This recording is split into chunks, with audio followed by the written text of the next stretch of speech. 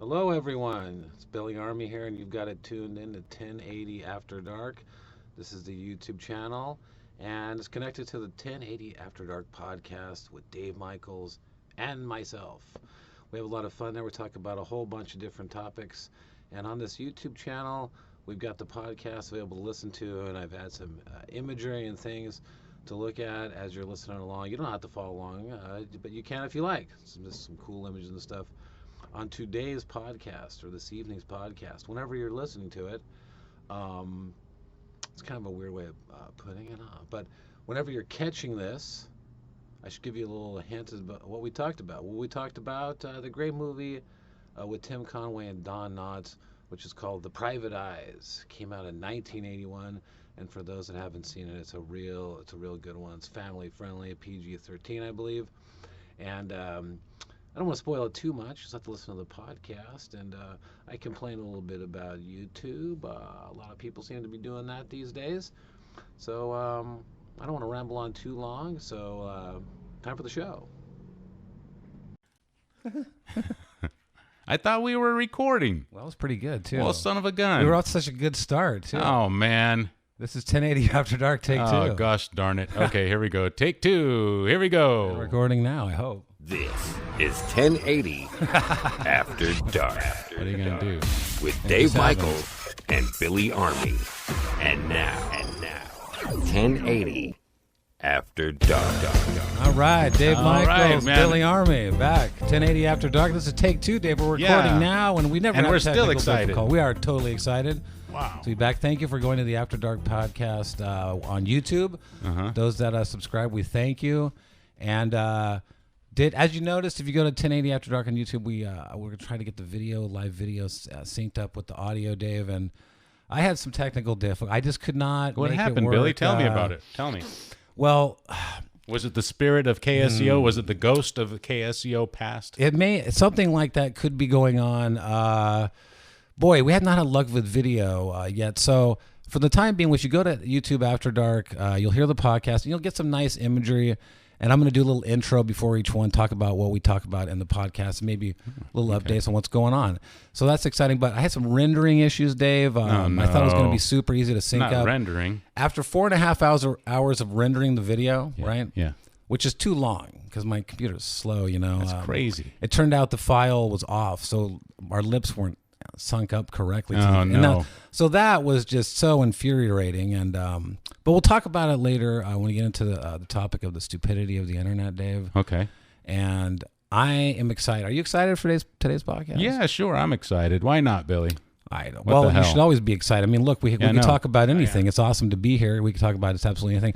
I want to thank those that are fans of Flight 1080, the radio show, of 1080 After Dark, the podcast. Please, if you're listening now, subscribe, hit the RSS feed. We're trying to grow the channels. And like right now, Dave, YouTube, the YouTube channel, it's only got I've only have 65 videos uploaded. Oh, that's a lot, Billy. But we've only have 66 subscribers. And that's not a lot, Billy. Yeah, so we're gonna talk about that later, Okay. and that video. Let's talk about it later when we get to the internet topic. Yeah, and what else did I have on topic here, Dave? I don't know. You tell me. Check I don't my go around notes here, looking and, in your pockets for notes. Blah blah blah. So, oh yeah, I got something great from the Comedy Vault today. I think you're gonna really enjoy, and I don't think it's something you've ever heard before. Wait. Okay. So, last time I got a lot of complaints Why? about the Comedy Vault because No. it was a video, Billy, and this is a podcast. I know. Well, that was Did you take care of that problem this time? Did I take care of it? Or What do you mean? picked another video to play? No. This time it's pure audio. This time, well, as we said with our technical difficulty, Things we like hope Charlie to- Chaplin wouldn't work on a Right, podcast, right, right? no. Miming video. So tell me you picked something with good audio. I picked a silent movie. No, it's I have something really good. You're gonna like it. You're gonna like it actually. Right. And what else is going? Well, there's a lot of exciting things. We're gonna have some 1080 After Dark stickers coming soon. Oh, And I'll be nice, sending dude. those out to anyone that's a Patreon. That gives to the show and all that. Mm-hmm. It really helps support us because we're a 2-man team here, and there's a lot going on. You've got you have the Dave Michaels website. Mm-hmm. There's 1080 After Dark on YouTube. There's the podcast. There's the radio show. It's a lot of material. It's a lot of doing. And do you ever feel overwhelmed by all the just thinking about and This working. is a trick question, Billy. What the hell are you doing Do you here? ever feel overwhelmed? Do I ever feel overwhelmed? Are Yeah. you kidding me? No, I want to know. The Yes. audience. The answer is yes. That's what Billy. I thought. Yes. That's what I thought. Yeah. Because so do I. And again, I'm going to get into that a little bit later. And so, yeah, I'm excited. What do you have to talk about today, Dave? What do you want to talk about? Oh, whatever you want to talk about, Billy. So you just want to talk about what I want to talk about? Okay, well, let's open it up with the stupidity of the internet. And I'll really dive into Okay, good. the madness. All right, good. I That like is that. well, we got to play the intro. Oh, shoot. Yeah, Okay, Dave. well, give me a... We got to get a rhythm to this show. Yeah. Here. It almost sounded like you were going to sit back and just listen, like you were listening and not even here. Well, that's to the whole show. point of a podcast, right? You sit back Well, and not, you listen. just not me talking. Okay, here we go. Let's open it. Okay, up well, here. okay. Just relax, Billy. Just relax. I'm trying to relax. I need more coffee, I think. All right, David. Now it is time for the stupidity of the internet, because as we know, only the smartest people use the internet and have access to the web. And boy, it's a world out there, isn't it? You ever just go on that web, Dave, and just wonder what is happening in society? Well, I know I do, Dave. All right, now getting back to the YouTube topic, David. Subscribing to the YouTube channel is really important for us at After Dark because we only have 65 subscribers. And Dave, I don't know if you know this, but in order to monetize the channel, not that we care, not that we need money, not that we need cash, but we do, right? Well, yeah, we have to have, helps. we need to have 1,000 subscribers. You might want to set your goals a little bit lower, Billy. Well, no, like I mean- 100 would be a great No, place to no, start, no. and then you go to 500, No, and you then don't you go to understand. 1,000. No, 1,000 is that you have to have at least 1,000 subscribers to monetize the channel, so that you can even apply to monetize the channel. 1,000. So by the end of this year, from this date right now, Dave, Okay. from whatever this date is right here. What is this date? I don't know.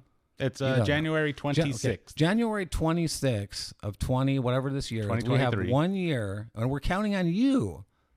The 10 after. Oh, God. 80 After Dark podcast. Have some faith, Dave. Oh, that jeez. in 1 year's time we will have 1,000 subscribers. I bet we go 1 year into the future and end up with 66.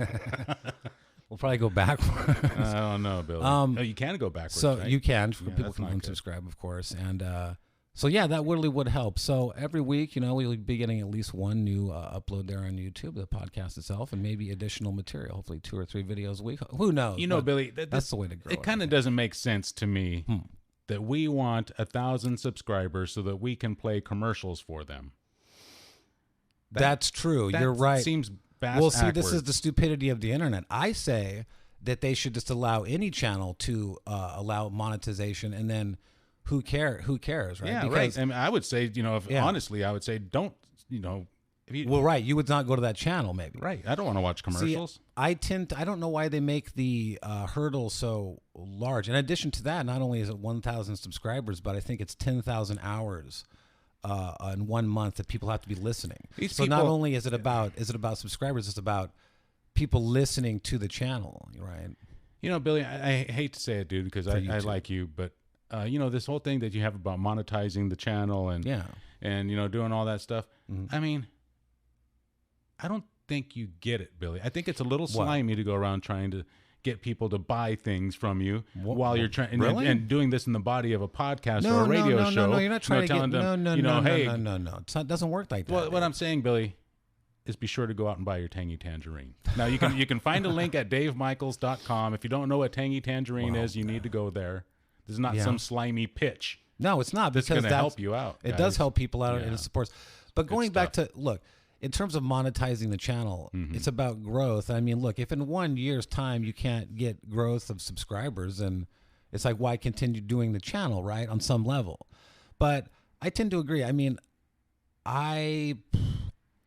there's YouTubers that I really like, right? Like Jacob the Carpetbagger. Mm-hmm. His channel's monetized, but if a commercial comes on, I don't pay for YouTube, so I just skip the ad. It's like 2 seconds. It doesn't Do really we bother have a me. choice about which commercials? I mean, could it be like sexy No, lingerie no, commercials, no, or is it going to be some kind of scrub buddy? No, it's going to be all in the algorithms, right? So whatever you've been looking at, maybe you need a skincare products, Dave, or something like that. You've been out in the sun too much. I don't know, right? Something like that. It would tailor it to you. I think that's how it works. Yeah. But it's all about the algorithms. In some ways, the content maybe yeah, I don't want to say that it doesn't matter, but it's weird the way that the algorithms work. For example, Dave. Okay. The other day outside of KSCO, President Joe Biden flew over his big helicopters, his all that stuff. And you mentioned I got my camera phone real quick. I took a little video. And I thought, well, let's upload one of these digital, like these 1-minute shorts that YouTube wants. It really wants these. So I uploaded it. And then the next day, about 9 o'clock, I was looking at it. It went from about 11 hits views, right, to 190. Wow, Billy. In 10 minutes. That's great. And I thought that is super strange. That is super weird, right? So I kept keeping my eye on it. And in an hour's time, it went from that to it had about 600 more hits. Wow. It got about 700 views in That's great, 45 minutes because it got placed in the algorithm and it was coming up on people's phone, the main feed where those shorts are at. So that was kind of amazing because that's not the best video, but at least it's not someone, sticking a spoon in cheese and spinning it around. Have you seen these videos, these shorts? I mean, the algorithms, so people are shooting stuff that doesn't even make sense, and they're getting tons of hits. So, I don't know. That was strange at the way that the computer is operating now, and I think that it's just, it wants content. It's hungry for content, Dave. Wow. Yeah.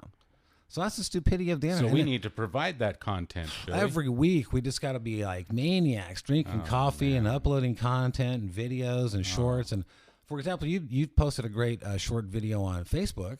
Which one's that? Of that fellow's grave out there. Oh, yeah. And I thought that's a great 1 little minute video. If you were to upload that, I bet, to YouTube, right, as a short and tagged it appropriately and stuff, it would probably get in the feed and get some views, get some hits. But it's got to be something you're excited about doing. I'm excited about doing the 1080 Dark podcast on YouTube because I like doing the intros. I like the imagery. I like putting it out there. And it's fun for me. And I hope it's fun for the audience to have it available on there, Dave. Yeah. That's great. Yeah. But I still hate editing. I just absolutely hate it. I got to that. You ever just? I don't know why you wanted to film it. I told you, are you sure you want to do that? And you go, oh yeah, it's so easy. I'm so great. I'm so no. Easy. It should be. It could be easy if we had the Nothing appropriate ever is the gear, way it should right? be. Well, that might be true. But on the good note, the 15 plus maybe 20 hours that I spent in front of the computer attempting to edit in different ways, I delved super deep into this thing called OBS software, studio software. Oh yeah, right.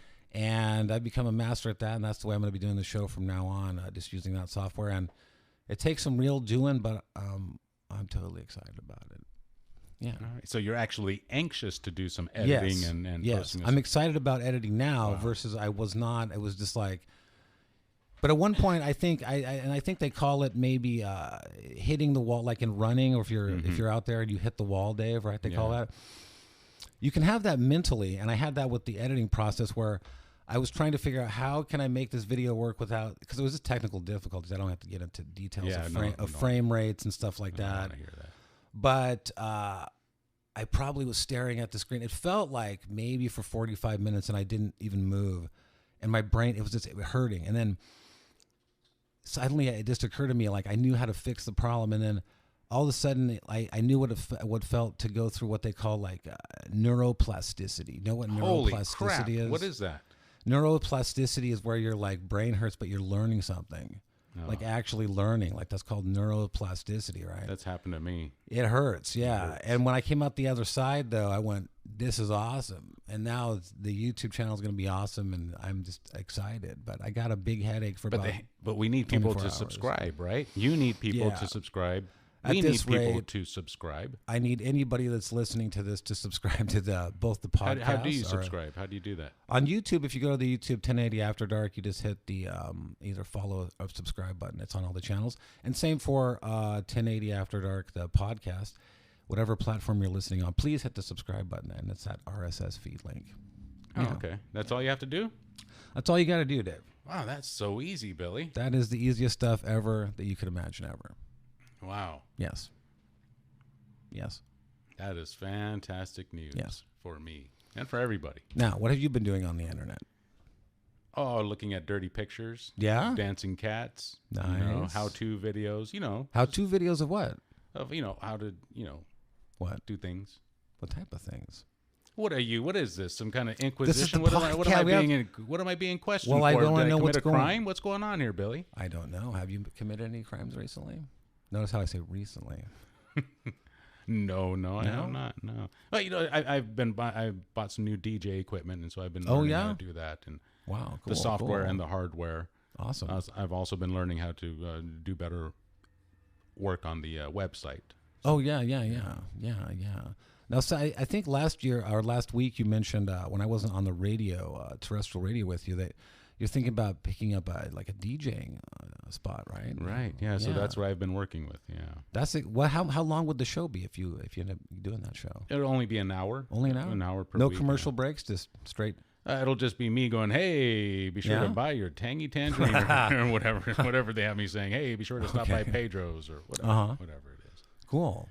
Yeah, and I'll just play some good music, Billy. I love to play music. That's true. You play a lot of great stuff on the radio there. Yeah, it's awesome. All right, now let's move on. I want to get to the Comedy Vault, Dave, and I really want to play this clip for you because Comedy Vault, eh? A few shows back, I mentioned the great Phil Harris, comedian. Now, most people know Phil Harris from, he played Baloo, okay, in that Disney film, Jungle Book, right? Most famous, and that's what he's known for. Now, he was also a nightclub guy, a lounge singer type guy. Wait a minute.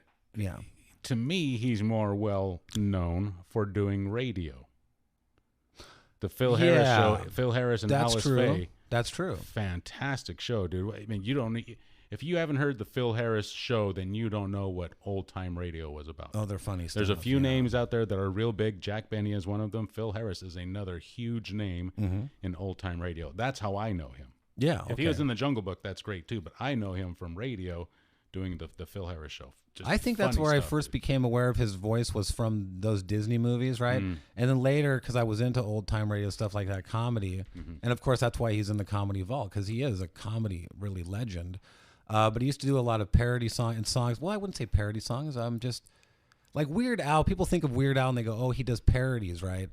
But people who do comic songs or funny stuff isn't necessarily straight satire. And that's what this song is. I want to play. Maybe you pull it up for us here on Dave on YouTube and we'll play it.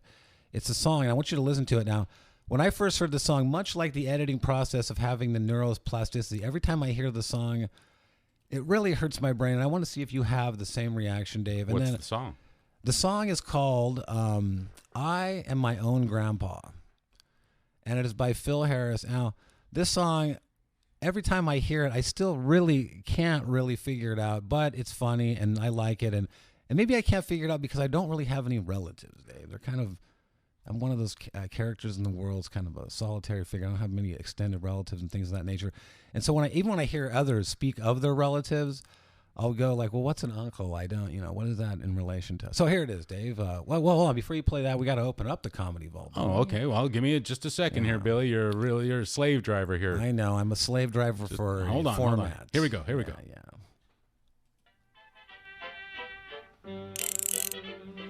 There it is. Yeah. The 7 and carry the 1 and divide 2 into 3. Did you get it? Yes, Put that TNT in there, Dave. Yes, I remember. Nice. What is that, Billy? We're opening the Comedy Vault, Dave. All right, we got it nice, good, and open, and now it is time to play this Phil Harris tune. It's called I Am My Own Grandpa. Dave, I want to get your reaction to it, and let me know what you think. Okay. Here we go. I like it so far. I met a guy today I knew years ago when he was 23. And he was married to a widow who was as pretty as could be.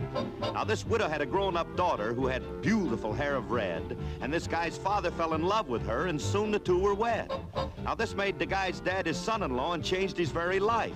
For his daughter was his mother because she was his father's wife. Now, to complicate the matter, even though it brought him joy, he soon became the father of a bouncing baby boy. Now, his little baby then became a brother-in-law to his dad, and so became his uncle, and though that made him very sad, for if the baby was his uncle, then that also made him brother of the widow's grown-up daughter, who of course was his stepmother. He's his own grandpa. Now you're catching on. He's his own grandpa. Well, naturally, it sounds funny, I know, but really it's so. He's his own grandpa. But wait a minute, get a load of this. Now, his father's wife then had a son who kept him on the run, so he became his grandchild, for he was his daughter's son. His wife is now his mother's mother, and of course that makes him blue, because although she's his wife, she's his grandmother, too. He's his own grandpa. Fun in the living room. Pretty good, huh, Dave? He's his own grandpa. Absolutely. I still have no It idea what sounds he's funny, talking I about. know, but really it's so. He's his own I feel like it makes sense. Yeah, but look, get the payoff. Now, if his wife is his grandmother, then he is her grandchild. And every time the guy thinks of it, it nearly drives him wild. For now he has become the strangest case you ever saw. As husband of his grandmother, he's his own grandpa. He's his own grandpa. And loving every minute. Well, I have to say it's not my favorite work by Phil Harris. No? No. Have you ever heard that one, though? No, I have not. I think it's that's funny. It's amusing. It's a cute one. It's a yeah, cute it's, one. it's cute. Yeah. I would say that one kind of has the essence of a lot of those 1950s type. Would you call that a pop? Does that qualify as a pop song? I would not think so. I think that's probably a novelty song. of some Does that qualify as a rap song? No, I don't think so. But you had to think about it. I had to think about it. I don't think the lyrics are. I don't think the structure of that, the lyrics would work for a rap song. Right, so I would have to say no. Okay. So it's a thumbs. This week's Comedy Vault Clip's a thumbs down from Dave. Well, A hesitant thumbs down because I really okay. like Phil Harris. I really like Phil Harris, but So do that I. is not a song that I like.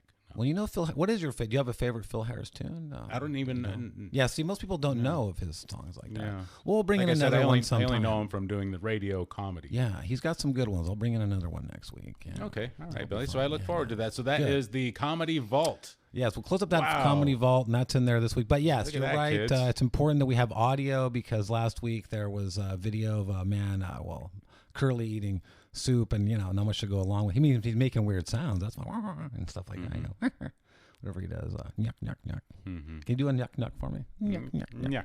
yuck yuck yuck yuck. Yeah, I like that stuff. Good. All right. Well, what do you got on board for? You had at least one topic here you wanted to discuss and pick my brain, didn't you? Or no? No. I mean, I No? guess whatever. Well, of course. I mean, yes. Why not? I'd like to know about things that you're curious about here on After Dark, because I'm sure that the audience will be too. Don't you think? What are you up to, Billy? What do you mean? What am I up to? I don't trust you, dude. I don't trust me either. I can't be trusted.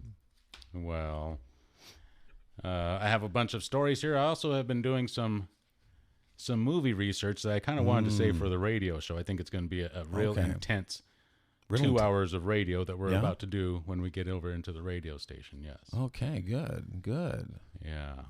Good. Good. Yeah. Speaking of movies, I was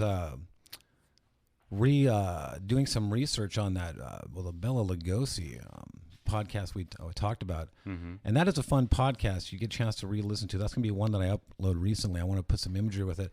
And when we talk about movies and things of that nature, what I like to do is maybe include a movie poster or something like that, a reference to what it is we're talking about here on the podcast. Just to track back to the YouTube channel. If we're discussing, let's say, like that movie Frogs, right? Did you watch it? I haven't watched it yet. I will, but so on the podcast when I upload it, I'll put some imagery from the movie, so you get a chance to maybe some clips and things, still clips. Yeah. All right. So go ahead. Let's hear this. Let's go for it.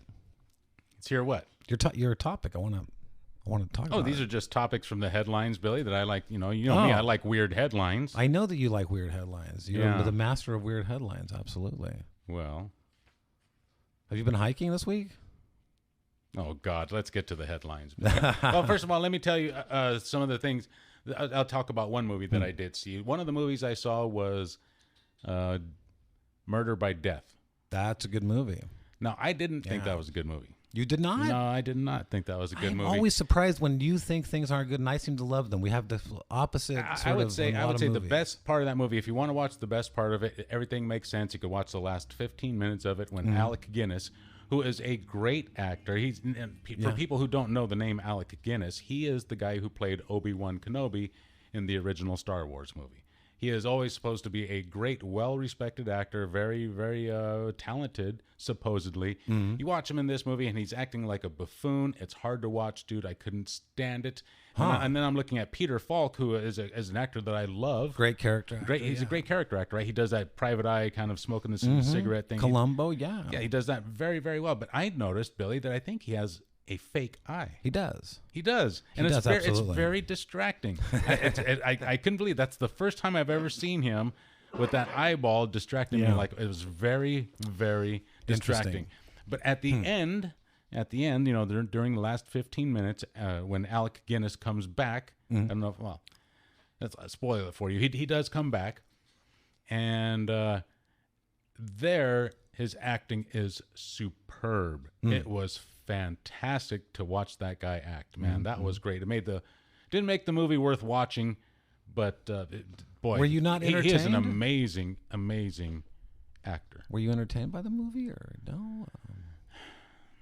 What do you think? I was entertained by the like I said, the last 15 minutes was really, really good. When all these twists in the plot just kept going, snap, snap, snap, snap, snap. I mean, it was crazy. That plot twisted 50 different ways in 15 minutes, and it was fun to watch that part. Yeah. But other than that, you know. Well, I understand what you're saying. I still enjoy it because it's just it's sort of in the tradition of Agatha Christie. 12 Little Indians, right? That original short story. And of course, years later, they made the Clue movie, which is a board game. But Clue is a perfect pairing of like that Agatha Christie novel. And in some ways, Murder by Death is just that genre. It's that original genre of, hey, we're having a party. Somebody ends up dead. Who did it? It's the who done it, Dave. Sorry about that. That's okay. I would say that mostly the thing about that movie that I didn't care for, and it's a lot, and actually, strangely enough, it's a lot of the films of that era, of the 70s, that when it came out, is the way that it shot the film stock. It just looks horrible. It really ruins a lot of film from that era. Yeah, unfortunately, but I do love the acting in that film, and Murder by Death. I like it. I think it's everybody does a great job, honestly. And to see Truman Capote, I think he was by far obviously the worst actor. And the fact that he's even in the movie is just, they put him in there because he's that weird writer, right? And he kind of doing is that what he was doing in it? I didn't know who that guy was. His real voice, Truman Capote. He's a very famous writer. And they put him in the film like that, and he talked weird, and that's how he really was in real life. So that kind of like, to me, like when they started giving gimmicky like that in the late 70s was kind of big Hollywood budget films like that, I don't know, that kind of takes it out. But when I was a kid and saw it, I didn't know who that man was, so it worked for me, right, when I saw that movie for the first time. But Truman Capote, he's awful in that movie, but I think it's a really, really entertaining movie. Yeah, so. Well, check it out. Did you see it on YouTube, or where'd you see it? No, I rented it from, you know, on Netflix, the DVD, you know, DVD.com. You can order DVDs and have them sent out to you. Cool. Yeah. Beautiful. It was, you know, it's another one on my list. It was on the list, and yeah, you checked it off, and that's good that you saw it. Yeah, I'm sorry you didn't enjoy it, because I really like Peter Falk. Yeah, Peter Falk. I think one of his best roles is even an earlier role than that, Dave. Did you ever see the film Robin and the Seven Hoods? No. You should see that. Frank Sinatra, and he plays a mobster in that one. Small role. He's a real young man, Peter Falk.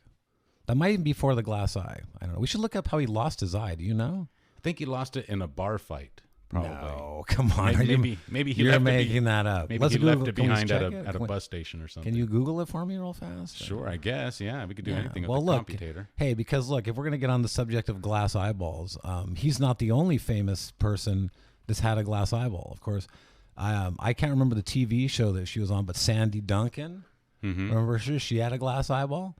And speaking of, look, two men, now that I think about it, that were in the same movie that may have had glass eyeballs. I don't even know if at the same time maybe, but Peter Falk and Sammy Davis Jr. in Robin and the Seven Hoods. They may have both had glass eye. What are the odds of that? I mean, of two guys on a set, they're leads. And, I mean, what are the odds, you know, statistically? I mean, can they move the eye? Well, yeah, I think if you use a tiny suction, could be kind of. No, I mean, can you move it with your muscles? With the Oh, Dave. I don't know. What have you been watching on the internet? I don't know. I'm just wondering. 'Cause his eye didn't look like it moved. Sometimes it doesn't. Sometimes No. it did look like it No, moved. I don't and think other times I don't think it does. I mean, it does move around, but a little bit. But once you notice a person has a glass eye, right? It's kind of like what do they call that psychological test, that word, once you that it's a heuristic of the mind. Like if you see someone points out a yellow car, all of a sudden you start seeing that same yellow car, right? So once you say like, oh, look at the glass eye, like you'll never look at Sammy Davis Jr. again the same, or Peter Falk, because they both you think, have they been drinking? No, it's just the eye doesn't move. It's kind of it's a dead eye. It's that one dead eye, Dave. Yeah. So what does it say about his eyeball? How he lost it? It says that he lost it to retinoblastoma. Oh no! Is which that sounds like some kind of infection? Retino means eye. Blastoma is like a blood clot, isn't it? Oh, I don't know. Wow. Yeah. Does it say what was he young, or does it say the age? I don't know, Billy. We'll find out. Because it's hard to see it in that photo they got of him there that came up of him, right? In the Peter Falk role, or excuse me, the Columbo role, you could tell he's got the glass eye kind of.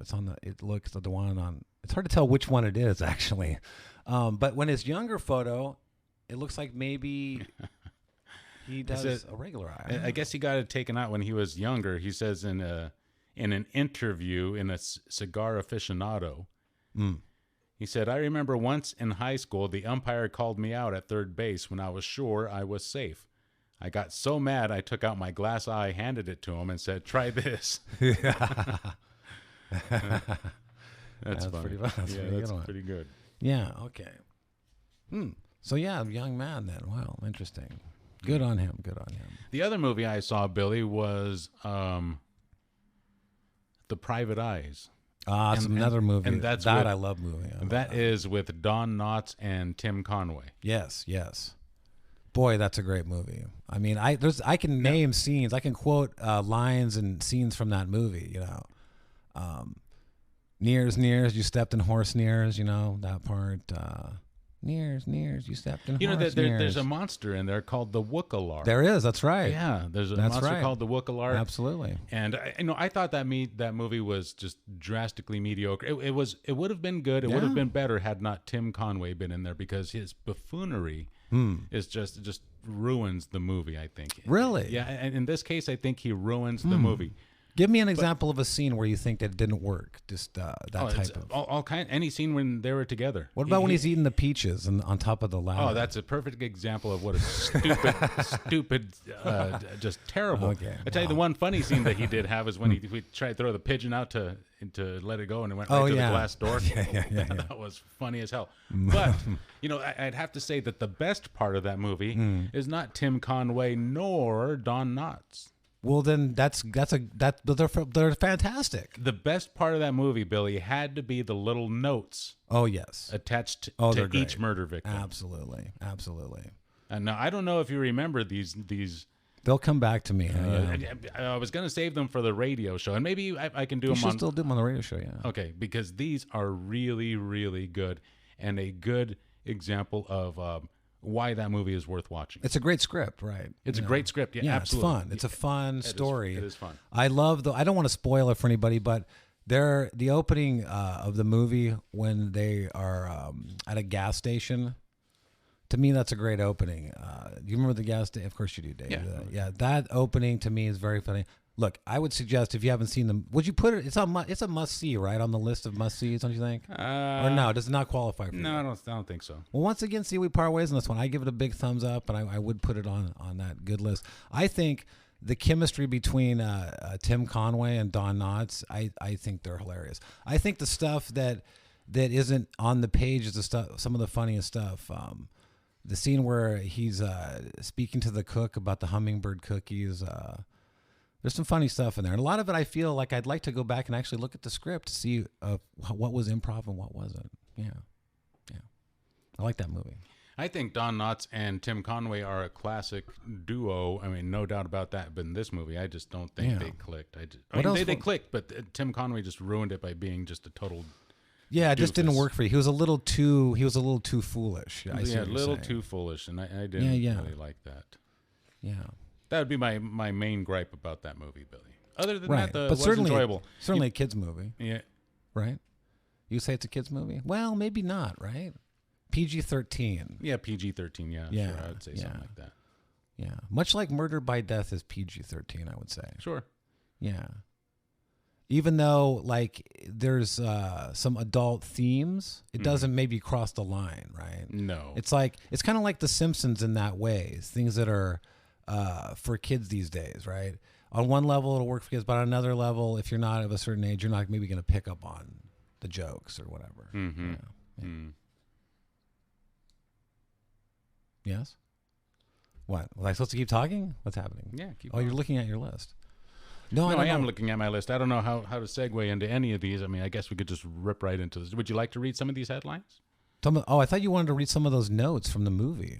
I thought you said to save them for the radio. Well, I said we should do both. I think we should do them on here and the Okay, radio. good. Yeah. All right, Yeah, Billy. I think we should do So both. here is an example. I'd like to read them too because I remember that movie so well and I love Here, that you read them movie. then. Oh, okay. You read them. Okay. Now this is these are all so fantastic. No, they're great, dude. Okay, so the point of this is, look, there's a fellow that's murdering people around, right? And or we don't know who's doing it, and like notes are showing up. Right. Okay, now this is the note with Mr. Watsumi, and he was the cook I was explaining to Right. earlier. They're talking about the. He was making hummingbird cookies. Yeah. Yeah. Now after they find his body, I think stuffed into the elevator. Dumbwaiter. Yes. Dumbwaiter. Yeah. In this house, it's hard to survive. Some will be dead who are now alive. Mr. Watsumi is gonna, 'cause he knew too much. Bye for now, but rest assured, we will keep in constant contact with each other and keep in touch. Okay, next one. No, it's not keep in touch. No. That in parentheses, that's what it should have been. parentheses. Yeah, sorry, excuse me. Don't blow it. Okay. Note on this is the second body they find. This is Tibbet. He's the grave digger. That's right. Yeah, And they he's- find him stuffed in like a tomb. Yeah, he's stuffed inside the grave that he was digging. Right. And he's got a note attached to him, and then they pick this one up. It says, to dig your own grave is quite a sight, but to bury yourself is not very bright. There are more to kill, and the job will be done. Now they're 5. Soon there'll be a lot less. Yeah. It's great I writing. love that. I know. That's it is. fantastic. It is. Dude, It's read great. some more. Read some more. Yeah. I like this. Okay, now this is another worker at the match. This is a note. This is for Jock. Jock is the I guess he's the farmhand of the. He's the farmhand, yeah, and stable he was hand? picking up on one of the owner's wives, and they cut his tongue out. Oh, that's He's, right. he's a hunchback. right. He's a big old Yeah. ogre hunchback guy, and he had his tongue cut out. Poor Jacques. But he Yeah. meets his end too, and his body kind of goes down this chute for hay. In You the know, horse stable, In yeah. the horse stable, yeah, and that's Yeah, that's yeah. where they find this note. He's dead in the horse stable. If his name is Jock too, what a weird. If Jock could talk, he'd give you a clue. But now that he's dead, what can you do? He deserved what he got. I don't regret it a bit. By the way, you're standing in bull caca. Yeah. Nears. You stepped in horse nears. That's what he says in a previous scene. Similar, yeah. The great writing is they tie it all back. It all comes back together, yeah. Okay, now this is I guess this is getting closer. Wow, there's a lot of more notes in the movie than I remember. Yeah, and I'm actually. telling you, dude. Yeah. Dr. Tart. Now, Dr. Tart is Tim Tim Conway. Conway. Yeah. Now, he's not actually dead. Well, we're kind of spoiling it. Some of these things. Well, we- we're spoiling we the get movie, away. but Yeah, but right. who cares? Anyway, so this is he finds a note on him, his partner. It says this. I said when I died that I'd come back. If you believe in ghosts, then you're on the right track. I'm out of the grave and roaming the moors. If you want to be safe, you better lock all your windows and screens. Yeah. Just kind of, I know. And every time that, I know. And every time they keep building it up. I mean, that's the beauty of it. Yeah. All your windows and screens. Yeah. Ooh, Dave, this next one good. This is where they find Hilda. Oh yeah, Hilda's she was the maid. The maid, yeah. Beautiful. She was killed by a doll, I think, or there was a doll near her. Also in the elevator. She's found in the elevator, I believe. Okay. Yeah. Hilda is dead. There's something to note. I can't bury her at sea because her bosoms will float. That's silly. Cute and short, yeah. Yeah, I, I thought that one was and that different one in the rhymed. movie. That one rhymed, and I don't know why that is. You know, that's weird. I remember it expected being that different. to come back around. I remember that being different in the movie. I wonder if that's. That's it, dude. That's it.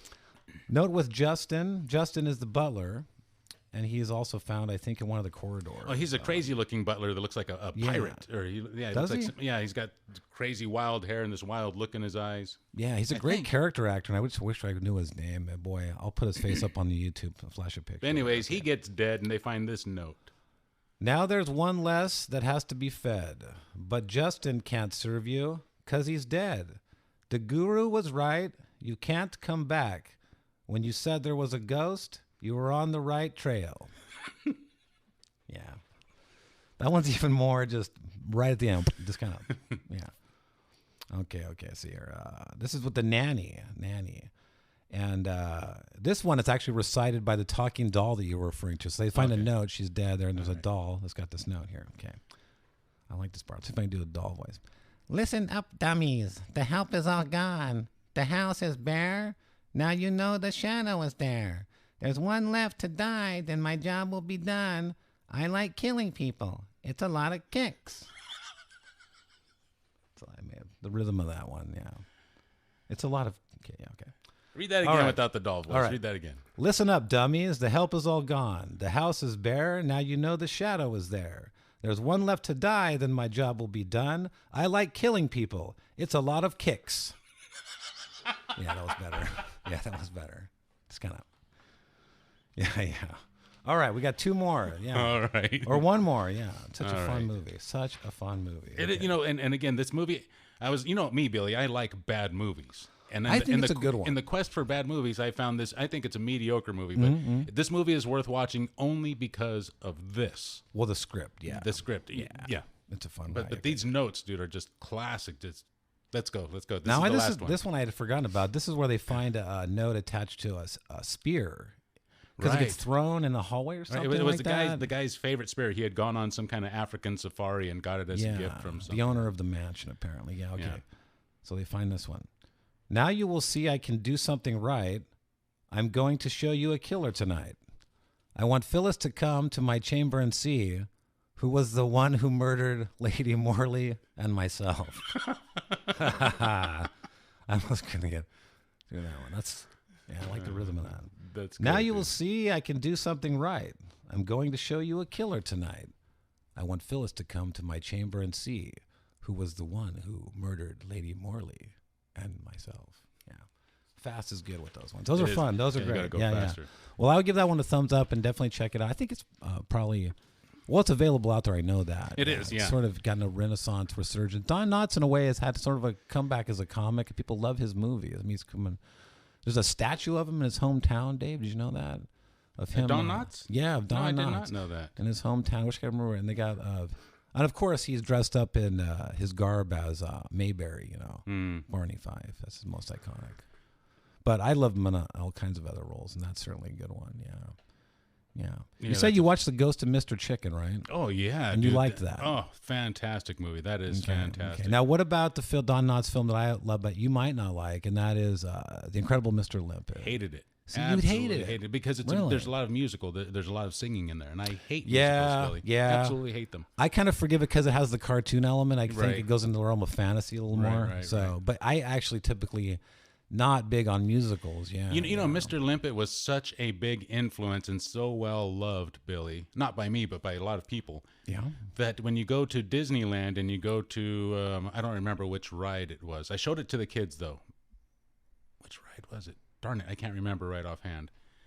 But there's a section where you drive, you're going through the water, through this underwater scene, and you see Mr. Limpet hanging out in the reefs. Oh, are you talking about the one where you're on you're floating under the whale's mouth? No. It's a different ride. It's a different ride, yeah. And I can't remember it for the life of me. I can't remember it now. I've ridden it a few times. But anyways, you can see Mr. Limpet in that ride, and Mr. Limpet is not a Disney character. He's the only character in Disneyland that is not a Disney character because That's cool. he's so well loved. That is super cool. They went to another movie studio and got permission to use Mr. Limpet. So That's he's awesome. in one of those things. Yeah, it's a great movie. That's not a great movie, but Don Knotts was a great actor. Great character actor. Hilarious. The Ghost and Mr. Chicken is fantastic, dude. That is a funny movie. I haven't seen that one in years. You know, in that movie, the running gag is "Go get him, Luther." I don't remember that. You tell him, Luther. That's. I think I've been remembering that. Yeah. There's some wisecracker who's always out there saying that. It's bizarre and it's funny as heck. And in that movie, The Private Eyes, I think it's the writing, these notes. Yeah, it comes back. Just absolute genius. Whoever wrote these is just absolute. Yeah, genius. no, that's a great script. Absolutely fun movie. Yeah. So I was doing some research on some other movies, Billy, and we'll talk a little bit more about them. But I was thinking Jaws: The Revenge looks like a good candidate. Jaws that's a bad one though, right? Yes. Jaws: The Revenge. That's not even Jaws 2, is it? Dude, this is supposedly, it has no rating from Rotten Tomatoes. It's so bad. It is supposedly one of the worst movies of the 80s. There was no script written. It was filmed with an unfinished script. Is that the one that takes place like SeaWorld? I don't know. I haven't seen it yet. And I think the one that takes place in SeaWorld is Jaws 3D. That's the one with Louis Gossett Jr., I think. Okay. So this one is different. I don't know what to expect except that it's a really, really bad movie. And apparently the shark has it out for Roy Schneider's wife. I have And seen I don't mean that he has a movie. horny thing Yeah, for her. no, I mean, he wants to kill her. He wants to kill all the Brodies. And he kills more Brodies in this movie. I think I remember seeing it and it was just forgettable. You know, it just doesn't. It didn't. There's nothing really. It's supposed to be more than forgettable. Impact. It's supposedly a very, very bad movie. Yeah, I don't think it was good. I don't remember much of it, but I do remember that loose plot, and it wasn't the first one. So yeah, I do remember seeing it. I didn't care for it. I mean, it was probably entertaining. You watch things one time, and you kind of, it's fun to dislike something, right? As much as it is to maybe find something that's a gem. Yeah. I think there was two endings to it because the first film, the first screening turned out so bad, people hated the ending. Oh, really? So they went back and made the guy live, even though he had been bitten in half almost. Oh, is that right? So he comes back and he's all stitched together. Hey guys, thanks for watching. I don't know how it happens, but I'm interested in watching that. It's supposedly that bad of a movie, and that's my kind of movie. So I watched a clip of it, and it was horrifying, dude. What do you mean, scary? Man, or just... absolutely scary, because the guy's son, Roy Schneider's son, he's a sheriff now, and he's out on a boat doing some kind of dumb thing out on a buoy. He's trying to free a buoy from something. Yeah. And bam, that shark nails him and eats him alive, dude. And I don't remember. You hear screaming and thrashing in the water. It's at night, and then it just goes dead quiet. That sounds like a nice scene. And everything's floating in the water, and you know that this guy's just being eaten underwater. Oh, boy. It is super creepy. I don't know how they can say that's a bad movie. To me, that looks like unbelievably scary. Yeah. Well, that's the whole idea. Unbelievably scary. So I'm it's looking got forward to that. It's got some good scenes in it. It must be really bad. If you can screw up something like that, just describing it gave me the chills. Right. But so again, they must really mangle it. I just think it's just, who knows who directed that, right? I mean, I just recently discovered that, you know, as iconic as Steven Spielberg is, he's had his hand in a lot of projects that probably he believed in and wanted to see happen and put money in, but didn't attach. This should be a good podcast. We'll talk about this at some point, maybe a couple weeks from now. But excuse me, like the film, what's the duck one? Howard the Duck. Howard the Duck, yeah. right? He was Fred Reese was in that movie. Was he really? Yeah. Okay, that's an iconic movie. And that movie he was involved in, and I think that's one of the better movies involved in, but even though it was a flop. But some of the films that he put money in and produced behind the scenes that he didn't want his name attached to that were really bad will shock you. And I think it goes to show, and this is maybe a curse on some of someone as talented. And, you know, not to be a sycophant for people like Spielberg or anybody like that, but when you see their careers, you go, why were they such an anomaly? It's like, because they were such great directors. They didn't just know how to use the cameras, right? Mm-hmm. But they understood the whole tone of a piece, every shot, every sequence, all of it coming together. Mm-hmm. And you can't really teach that to anybody, right? Yeah. And so he probably tried to get the best directors that he could find, and they just couldn't do what he did. And that to me blows me away, that's the truth of a lot of stuff like that, right? It's just the director didn't handle the material good. And what's amazing is how a director can go through and tell people, hey, this is how it needs to be done. When everybody says, no, this is the way it needs to be done. And then you're going to go up there and say, no, my idea is to do it this way. Well, at some point during the process, you have to think, am I doing it wrong? I mean, if everybody's doing it this way, then what the hell is wrong with me? Sure. But then if it does turn out to be genius, then you did it against what everybody else was saying. You stuck your finger up at them and you said, I'm going to do it my way and it's going to turn out great. And it does. And usually that's I don't know how often that happens. I think I think in history that's exactly how it happens. It's not usually someone that's so confident on set. It's usually the director that has a vision and everyone else around doesn't even see it. Right. Like the story of Casablanca, even though I hate that, I don't care for that movie, right? Yuck. It's considered iconic, a masterpiece, but the stories are when they were making it, Humphrey Bogart thought it was the worst movie he'd ever been on a set on doing. He thought it was going to be a flop. He hated it. He thought it was horrible. Wow. And yet, he was right. And it's pulled off on some level a good movie according to history. Same thing with Star Wars, I hear, right? The people when they were on set shooting Star Wars, they thought they were making a kids movie. Mm-hmm. They thought it was going to be some terrible, and then comes out mind blown because they didn't have in their heads what that director of that piece had, the total vision. And that's a testament to like great directing, whether or not you like love or hate movie. Mm-hmm. It's the power of like great directors. I think the real great directors, what makes them iconic is you either love or hate their work. And I would say that's true of the most powerful directors. Clint Eastwood, you either love or hate his movies usually. Tarantino, all the really directors when you mention their name and you think of the tone or the kind of movies they make, they're the kind of directors that maybe they're just anomalies. I don't know. It's weird. Yeah. Some other things that we should probably get moving and wrap this up here, Billy. But some of the things I thought we might talk about on the radio on Flight 1080 is I learned some things today as I was listening to podcasts and doing research on which movies to watch next. Mm. I'm also considering Basket Case and Brain Damage. Basket Case. Have you seen that one?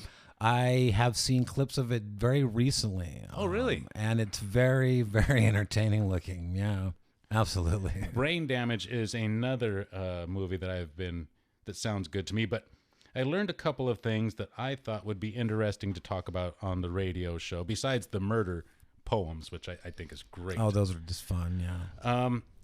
The rock band Kiss. Mm-hmm. Mm-hmm. Did you know that they had a comic book back in the, I don't know when, 70s or 80s, but they used to have a comic book. It doesn't surprise me because that guy Gene Simmons will put his name band to get money out of anything. He'll just slap a name on toilet paper, anything he wants. I mean, if he can get coin out of it, he'll put the Kiss image on anything. This comic book, Billy, featured the blood of the band members. They actually mixed blood into the red ink that was used on these comic books. So if you bought these comic books, you had a trace of blood from the band members. Is that crazy? I mean, I'm going to do some research and verify that that's true. Even if it is true, is it cool?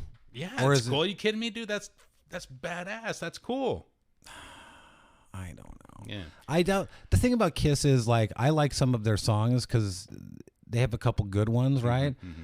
But I think Kiss has become a detriment of its own celebrity because of Gene Simmons. He's so iconic, but he just wants to put the band's name on everything, and I feel like it makes them look foolish. We'll talk about that, Billy. Okay. Another thing I wanted to talk about is a movie that I heard was coming out, and I can imagine very few other things that are as creepy as this potential. Do you remember the band The Banana Splits? No, I never even heard of them. Okay, there was a cartoon back in the 70s called The Banana Splits, and I remember them as being these big, the intro had these guys in costumes, humans in costumes, like you would see walking around Disneyland, and they had these big floppy ears, they were dogs, and they wore sunglasses and fez hats, and they rode around in a dune buggy.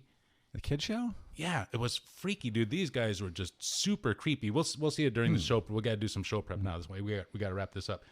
But they are coming out with a movie that shows the Banana Splits, the classic kids' favorite, as a bunch of serial murderers. Really? A very gory, bloody movie starring these icons that kids used to worship back in the days.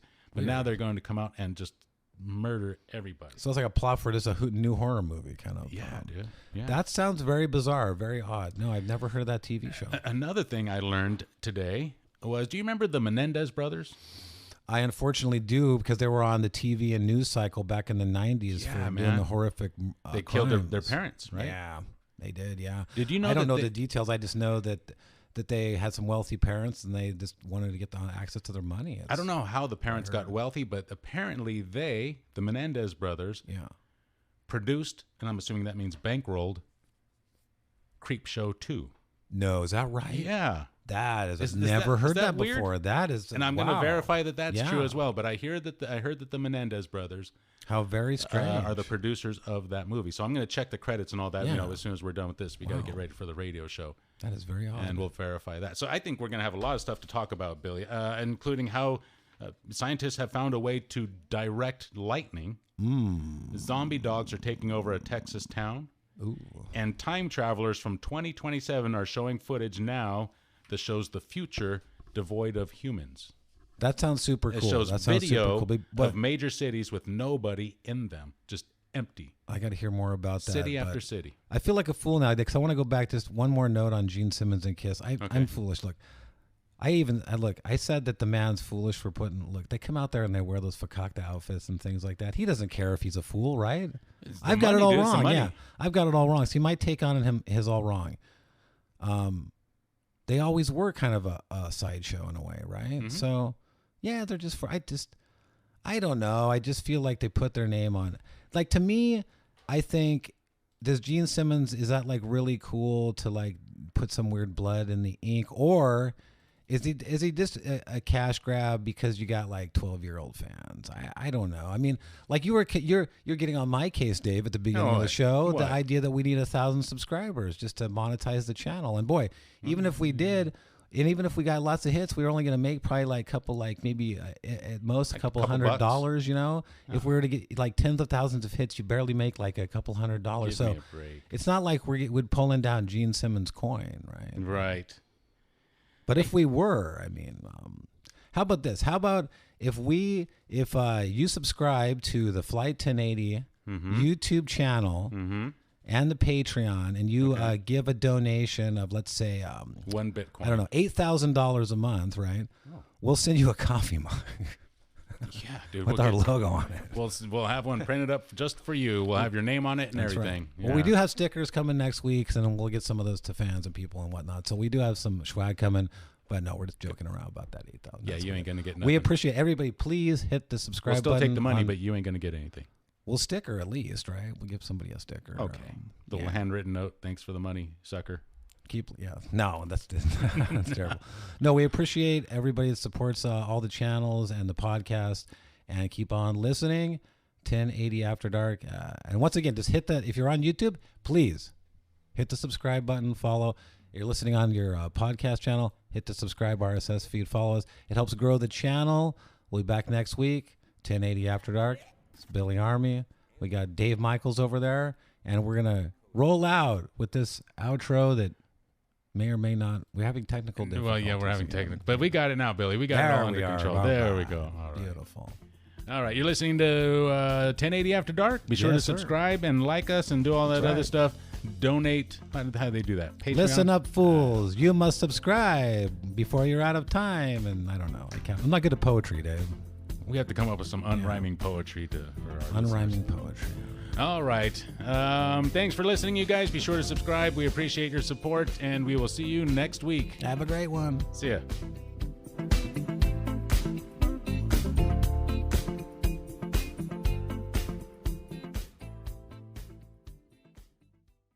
To contact 1080 After Dark, email comments at 1080 After Dark. That's comments at 1080 After Dark. Ain't nobody got time for that. Text and voice messages can be left at area code 831-218-5726. That's area code 831-218-KSCO.